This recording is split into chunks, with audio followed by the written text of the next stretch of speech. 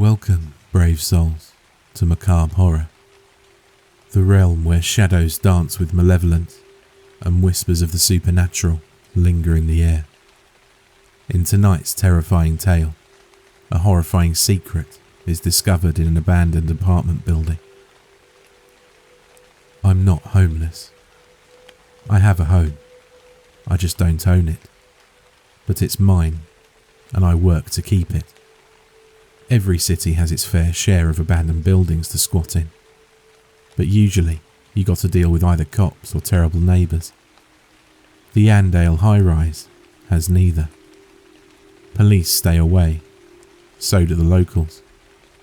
As a stranger from out of town, I stumbled across the place on my first night in the city and thought it a little strange that a 28-storey tower block had been left to rot. Every window black. Every light in the courtyard smashed. No cars in the lot. No booth for a guard. Not even barbed wire on the fence. Barely half a mile from a playground filled with shouting drunken teenagers, but none of them strayed in the direction of Andale. No fires or music or bottles hurtling through the air. It was silent. Inside, I found that the lobby had been torn to hell. Double doors ripped open and left that way for what looked like years. Easy access for the curious, but I was the only one there. Most of the first story had collapsed. Waterlogged ceiling tiles turned to mulch by awful British weather. I know water is invasive, but it had practically colonised the place so bad, algae was growing up the walls. Even the elevator shaft was flooded. My own reflection looking back at me as I peered through brackish water and caught a glimpse of the old rusted carriage just a few feet below. I couldn't help but think about standing on top of it, waist high, and reaching down to pull open the emergency hatch. Only natural to wonder what was down there. Little metal box soaking in pitch black water for years and years. I thought about pressing the button, calling it up and seeing the elevator rise in spite of all logic. An image I still think of from time to time. Meanwhile, the empty shaft loomed above, cables whistling in the wind. I've learned not to linger by it. If you look up, you'll sometimes see something ducking out of the way, pulling its head through the doors before you get a good look. It finds it awfully funny. Even tries to make a game out of it, like peekaboo. Play too much though, and it starts to pop up elsewhere. Any open door becomes an invitation. Sent more than a few people running for their lives in the middle of the night. But bad news for them. That thing is more than free to leave this place, if it's part of a game. If you ask about Andale, most people just shrug or laugh. Kids will talk about it same way they talk about any haunted house. Difference is, no one dares anyone to go up there. No one uses it to get high. No one hides their stashes there. It has all the hallmarks of your classic urban legend, only people actually stay away.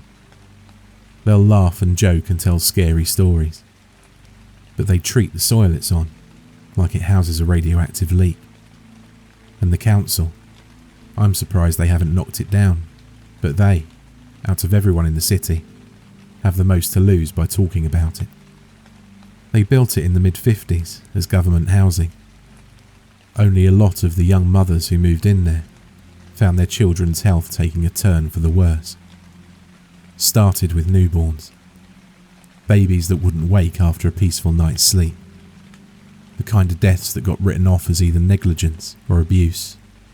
Screaming teenage girls hauled off to prison on the words of doctors who didn't give a damn. It's always the mother's fault in some people's eyes, and these girls had no one to stand up for them. 2 in the first year, 4 in the next, and they kept on coming for every year until it closed. Wasn't until 1982 that someone traced the source of deaths to tainted water storage on the roof. Toxic metals leaching into the supply. Not enough to kill an adult, but bad news for anyone with weak immune systems. 38 women had been imprisoned by then. Not all of the deaths were from the water. Andale has a way of being bad for any child's health, no matter the circumstance. Many toddlers were lost when they found their parents' stash. Little bodies racked with agonising fits as their panicked mothers screamed for help. One tripped down the elevator shaft because the door opened as if the carriage was right there. And those are the ones who were found. Plenty more went missing, written off as runaways. In the end, Andale's reputation as a cursed place got so bad, the only way out was to shut the whole thing down. Board it up, erase it from the records, pretend it never happened, and just forget. But Andale kept on killing, even after the doors were officially shut. If anything, it only got nastier. Talked to one cop who told me he found a guy dead from sepsis on the 6th floor, a couple of years after the place was shut down. No one could believe it. They reckon this guy scratched himself on a nail and caught gangrene like it was the 1800s. Never went to the hospital. Just laid there and died slowly and painfully as the infection spread. But not before he took every last bit of furniture in the room and shoved it against the door. Strange enough on its own, but it was the flag he'd made out of his own clothes that freaked everyone out. He'd scrawled "help" on it, like he wanted to get someone's attention down below, even though the lock was on his side. He could have left any time he wanted. Cop I spoke to said he was there when he kicked the door down. Still remembers the look in the dead man's eyes. He was glaring at the door 2 days after he'd passed, white-knuckled fists gripping a blanket that smelled sickly sweet from all that infection. There were others too. Lots of people falling, many of them without a good reason. Got so bad they bricked the roof door, but by the time I arrived, someone had cleared it all away with a sledgehammer. I still don't hang out up there. Not after I first went up and saw pale fingers gripping the ledge, like someone was hanging off it and holding on for dear life. I reckon a lot of people see something like that and think a person needs their help. They go rushing over to offer a hand. But when I saw it, something about those grimy nails set alarm bells off in my head. Fingers looked all wrong. So I took my coat off and used a broom handle to move it closer to the ledge. Sure enough, those ugly hands snatched at the coat and ripped it out of my hands, sending it hurtling to the parking lot below. I've thought about taking a closer look from time to time, but I got a thing about heights and could never bring myself to investigate it much further. You'd think I'd leave, but it's my home. I own it as much as it owns me. People even refer to me as the caretaker now, like they forgot I wasn't always here. Police treat me the same. Can you believe that? Any reports of a break-in, and they call me on my number to go take a look. Like I'm some sort of official. Only other guy who was here as long as me was the philosopher. I don't know his name. I just call him that because of the books he left behind. He came here back when the block was still just a place to live, and he stuck around for a few years after its closure. Lots of notebooks in his flat. Thousands of pages, talking about child sacrifice made to gods who don't like being named, along with pictures of strange things frozen in ice and medical photos that look fake. At first I thought he came to document the curse.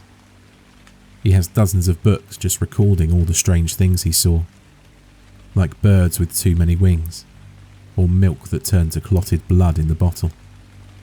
But after going through everything he owned, I found letters to a wife who'd died in childbirth. He kept her death certificate way at the back of an old-looking box, filled with the letters he'd kept writing her long after the date. Another box, just a row over, had the letters she'd written back. Awful things scrawled on random scraps, blood for ink. He dated them himself, and sometimes wrote notes about how they came to him. Delivered by a rat that was cannibalized in front of me. Pulled by my dentist from a cavity in my mouth. Written in the web of a spider with 13 legs. Anyway, he gives away the real reason he moved to Andale in one of the letters. Says that Andale was the key to helping her.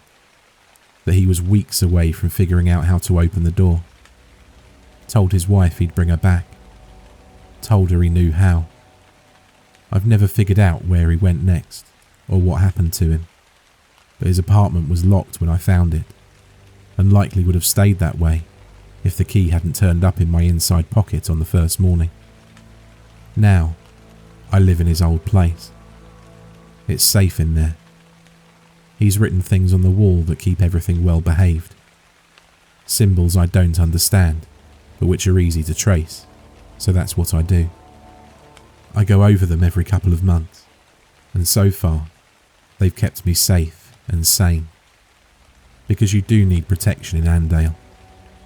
I don't know when in its history the curse went from something mundane to something very real and very dark. It wasn't all just bad luck or poverty. Not by the end, and certainly not anymore. You can't just go strolling around Andale, certainly not at night. It's dangerous.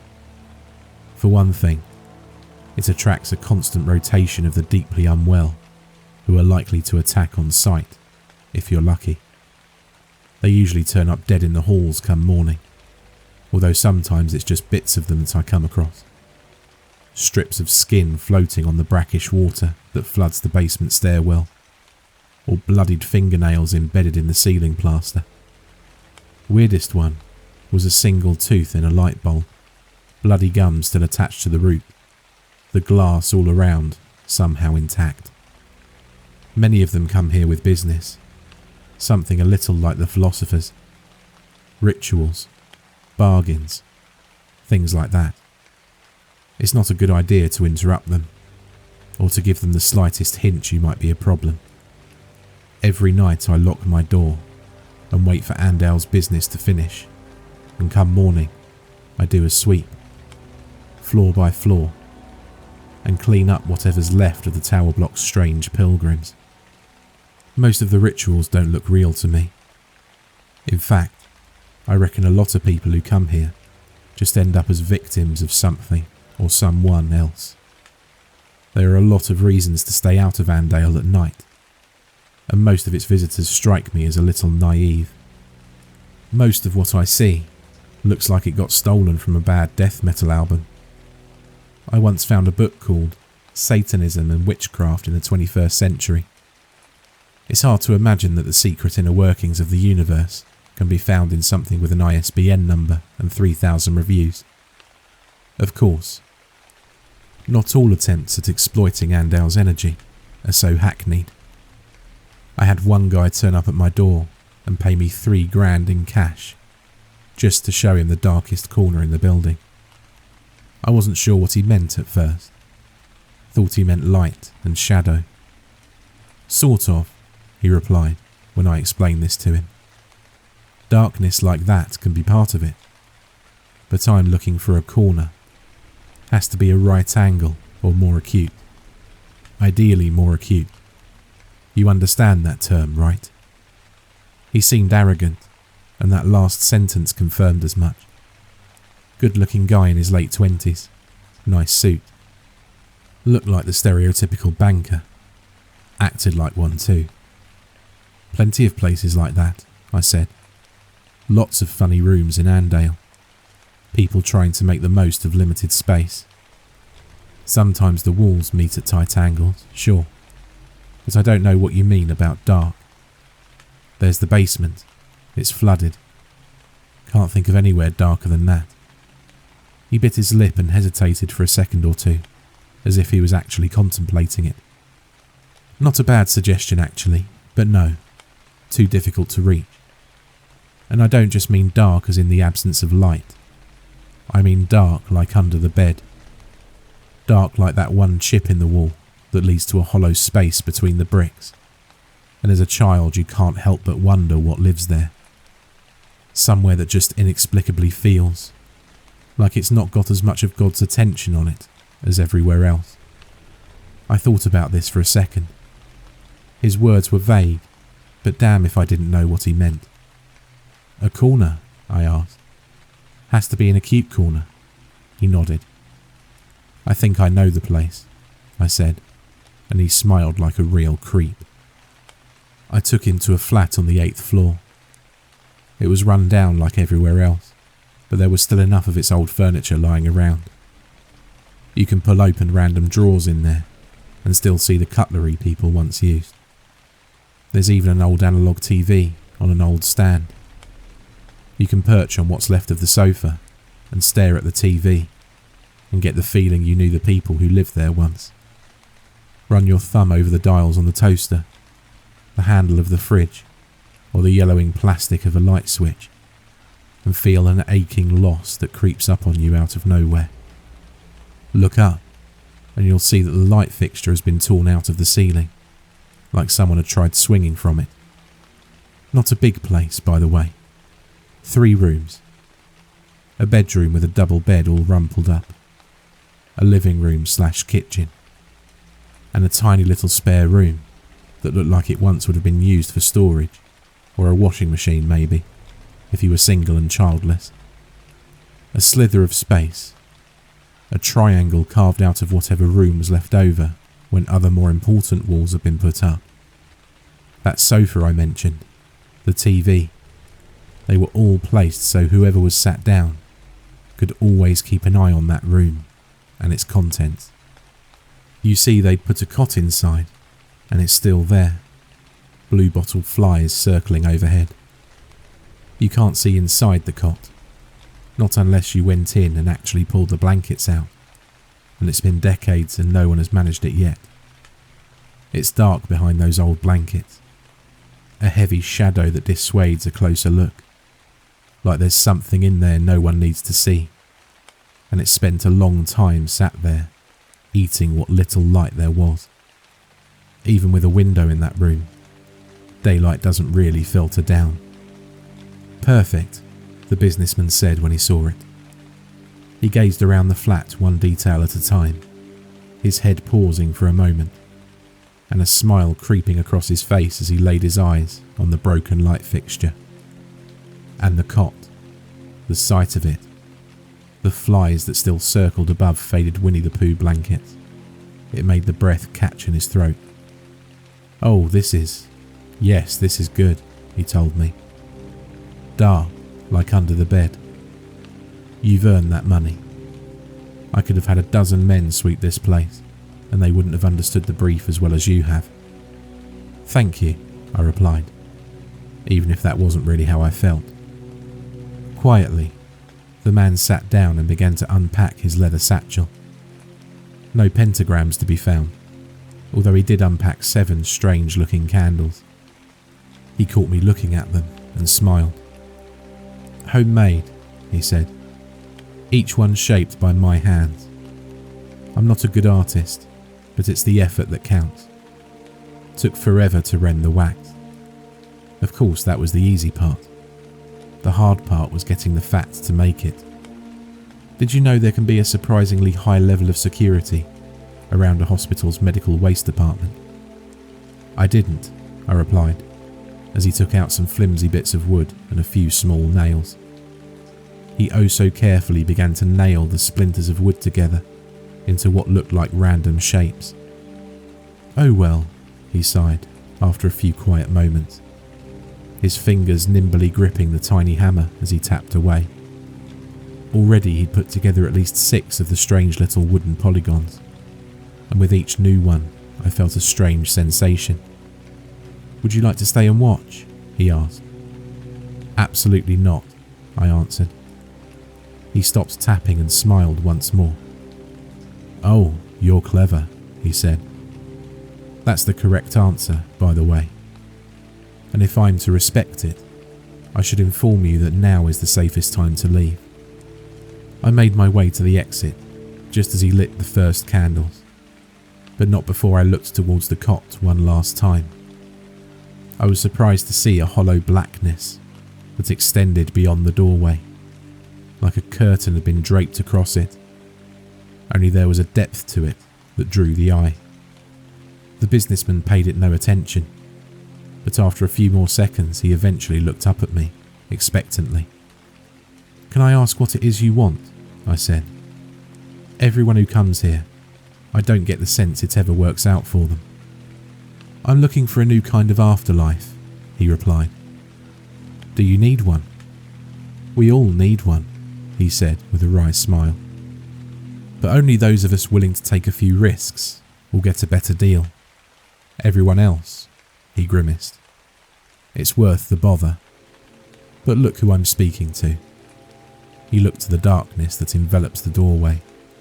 Shapes could be seen floating past. "You should leave now," he said. I pulled the door shut, and noticing that the sun was rapidly setting, ran to my apartment, where I knew the walls would keep me safe. When I returned the next day, the man's satchel was still where I'd seen it last, propped up against one of the arms of the sofa.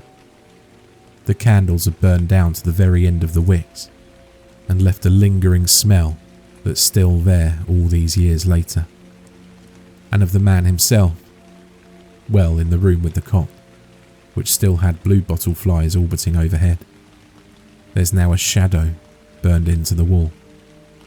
It's blurry and diffused, but vaguely recognisable as a man on his knees, his head pressed to the floor in a gesture of supplication.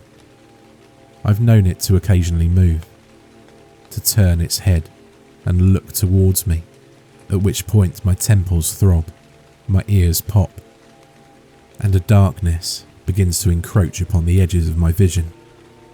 I never exactly considered that flat to be luxurious before, but now I avoid it like the plague. Still, it could be worse.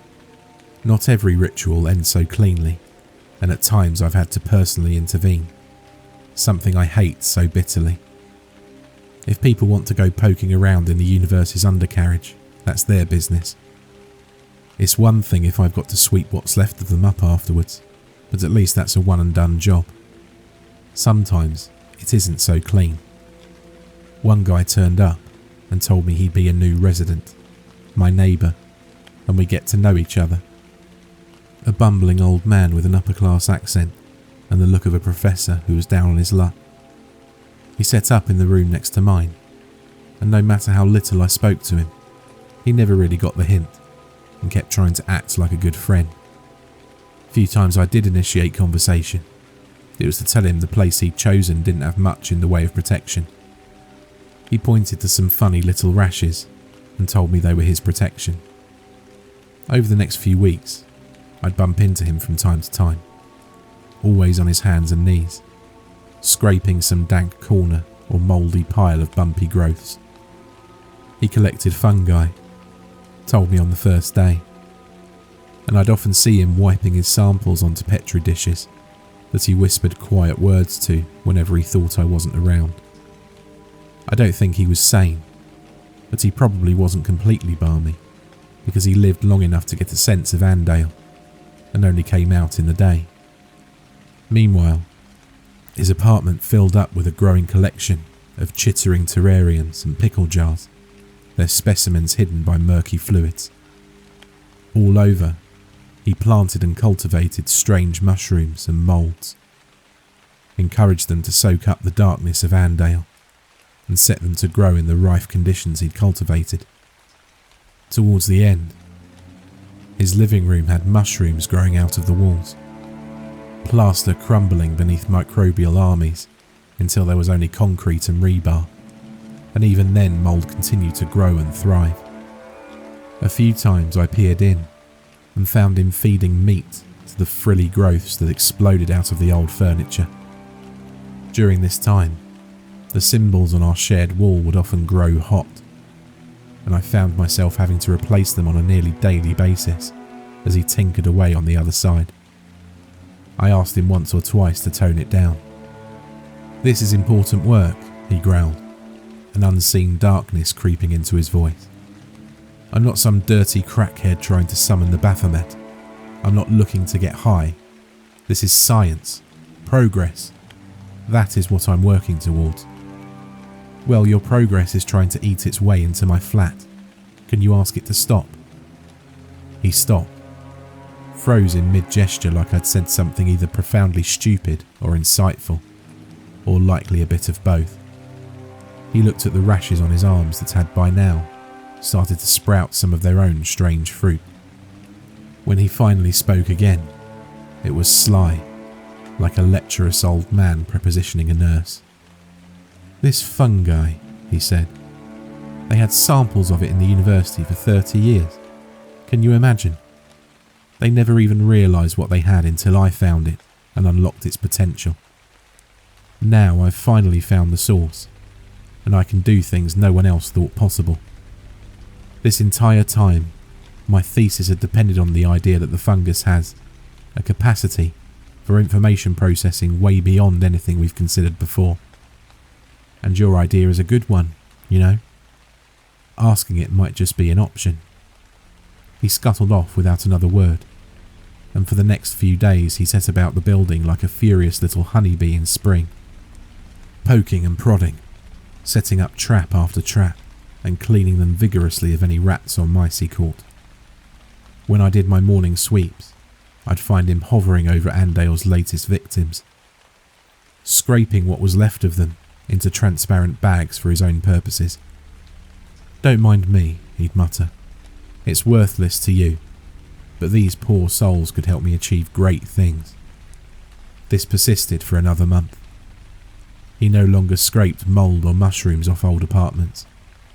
He became interested only in meat, and by the time it came to an end, I can say confidently that I have never smelled anything worse than the prickly, musty odour that wafted out from under his locked door. It became so bad that I began to wonder if I might have to ask for police help and have him removed, when finally he simply disappeared from Andale's halls. One morning he was there, annoyingly shooing me out of the way as he lowered jars into the flooded basement, and then the next he was gone, and Andale's halls were silent once more. But that didn't mean he had moved out. Far from it, actually. It took 2 days before I decided to just go ahead and break his door down.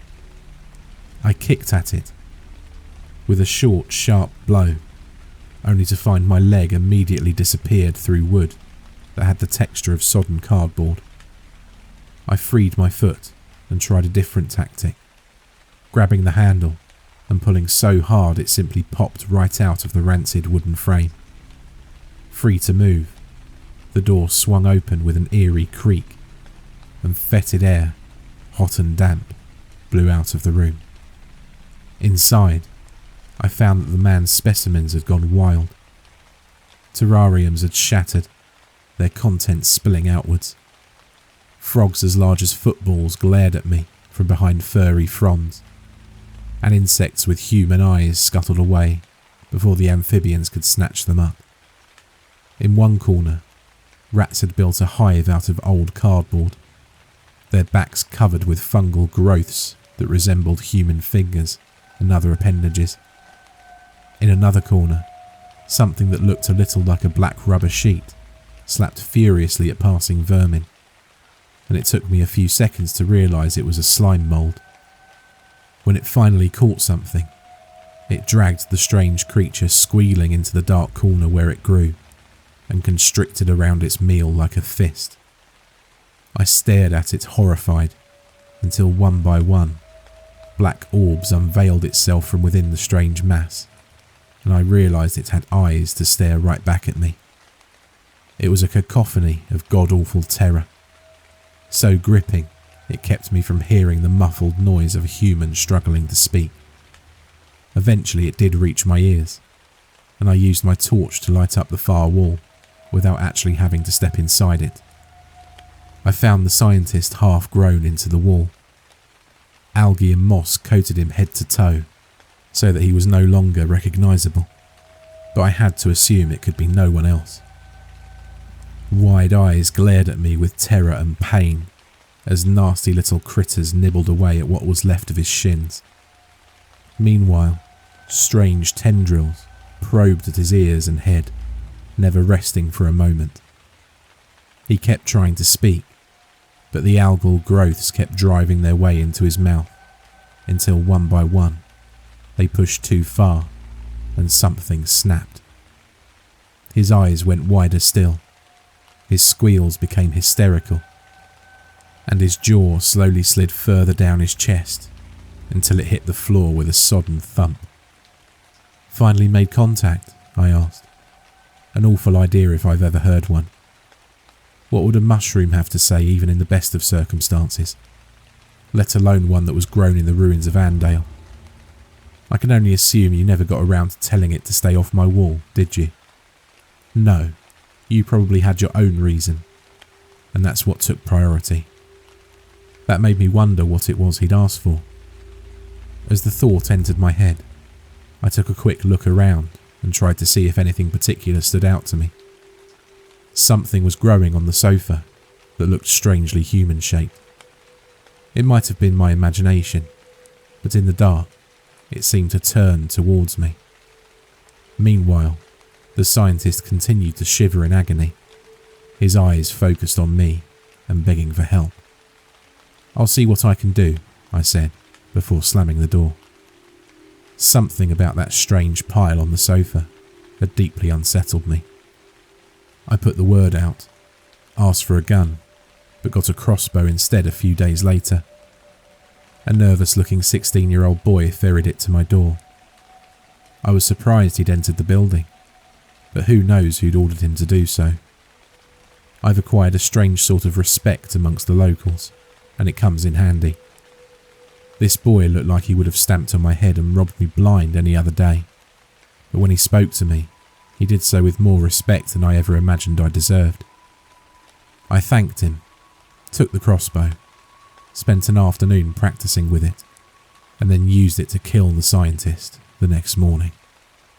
Took a few hits, but in the end, one thumped into his forehead and shut down his whimpered moans. I didn't see anything on the sofa this time, at least not anything human-shaped, which I was thankful for.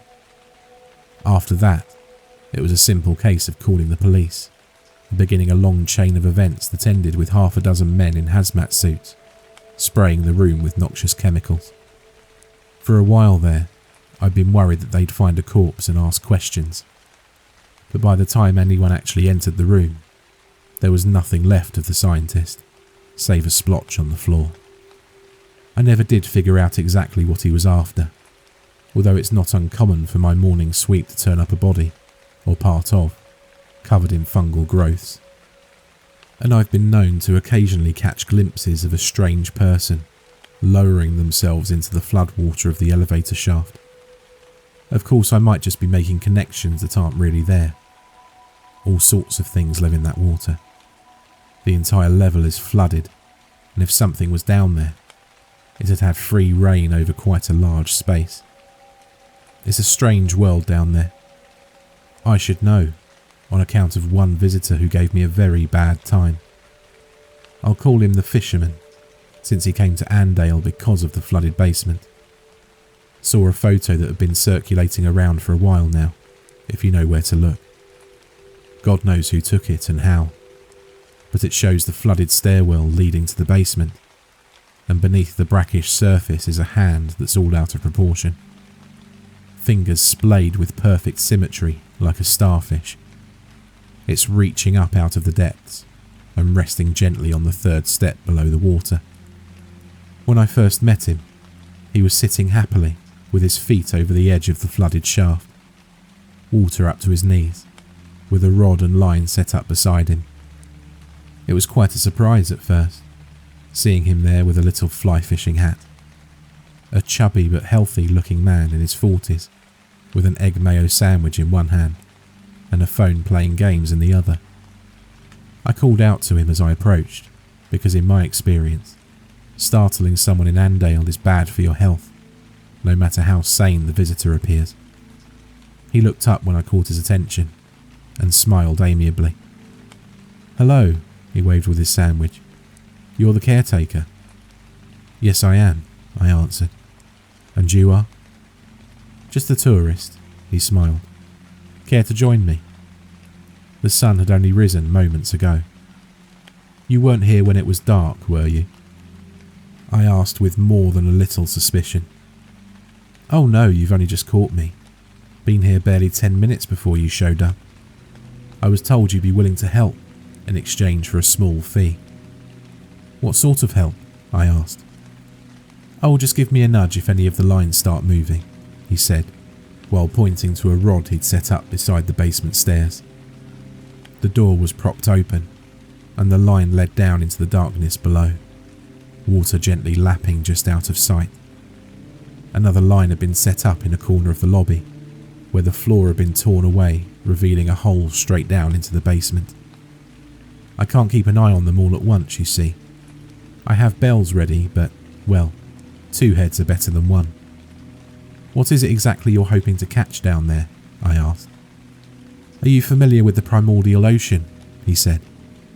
The abyssal waters that God split into light and dark, all that. It's not a physical location per se, but it does connect to certain bodies of water depending on the time and place. Last recorded manifestation was in a glass of old whiskey underneath a forgotten bar in Mexico City.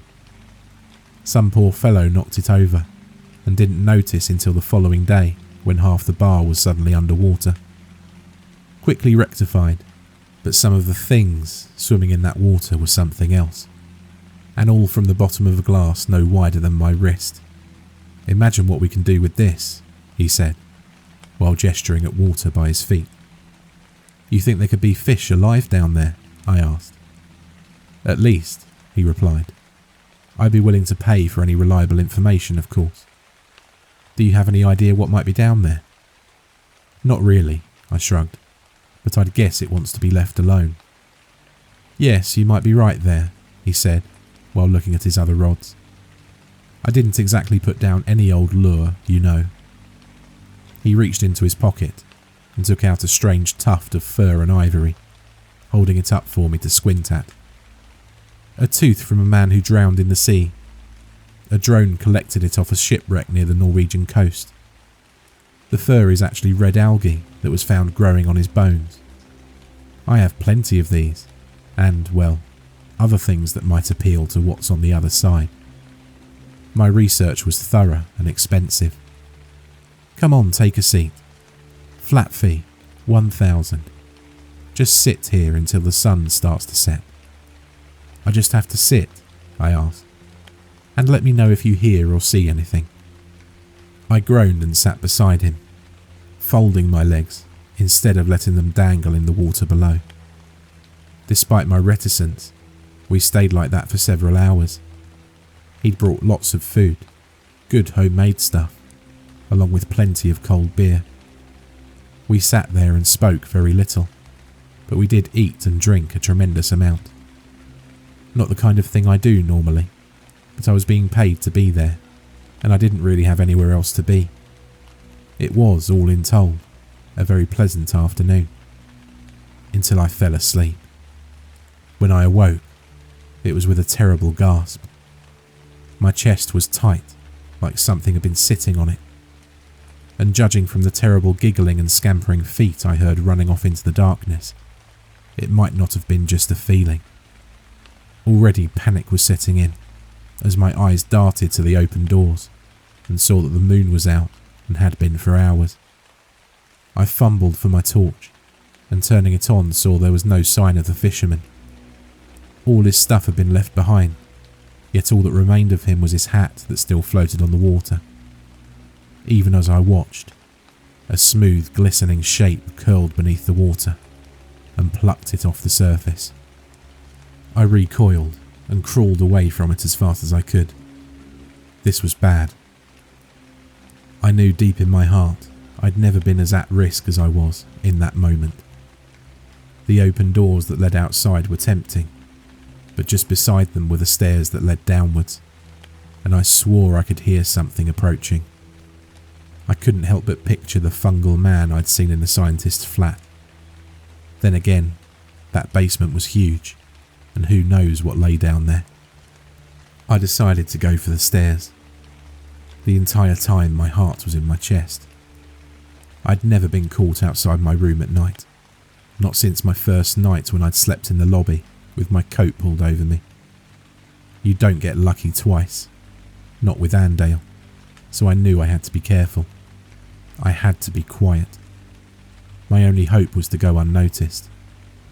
I took to stealth, climbing each floor in perfect silence, hiding in well-known spots at the slightest hint of footsteps, human or otherwise. Andale comes alive at night. Whispered mutterings from strange children who descend from air vents, living there for God knows how long. Other times I saw apparitions, including one, a toddler, the sight of whom made my stomach growl with an insatiable hunger that hurt just to contemplate. She stared at me with pleading eyes as I slunk away from her open door.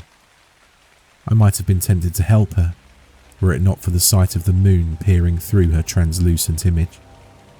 And yet, despite all this, I somehow made it to the 14th floor alive. Only it was there right at the final hurdle, so close to safety, that I came across something out of my worst nightmare. A woman stood outside my apartment door, silent, pale, dirt-covered fingernails. It was all too often I'd open my door and find muddy impressions on the floor made by a woman's bare feet. Now I knew who left them every night. I couldn't see her face from where I hid, but something about her seemed profoundly familiar. When she finally turned towards me, I remembered. I recognised her, even though most of her face was missing.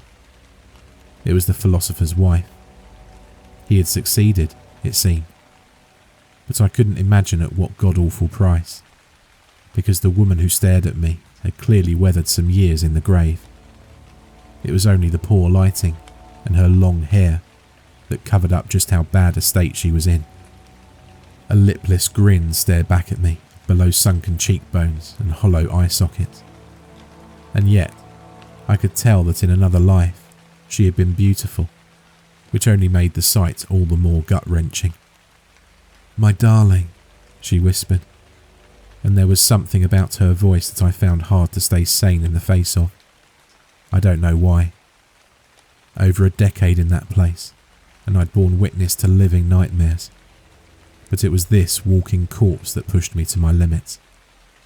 The inescapable feeling of loss weighed me down, and without realising it, I found myself taking steps towards her, even as my knees buckled. By the time I reached her, I was crawling until I could clutch her grimy, icy leg, and that was the last thing I remember before I woke up in my bed the following morning. Everything seemed normal, so completely mundane that I could have written the whole thing off as a bad nightmare. But there were footprints leading from my bed to the door, and later on, I found the fisherman's things much as he left them, although when I finally reeled his lines in, I found the lures gone and replaced with bits and pieces of the man who'd first set them up. I threw it all into the water below and decided it would be best to forget him. Every now and again, of course, I can't help but check my peephole at night.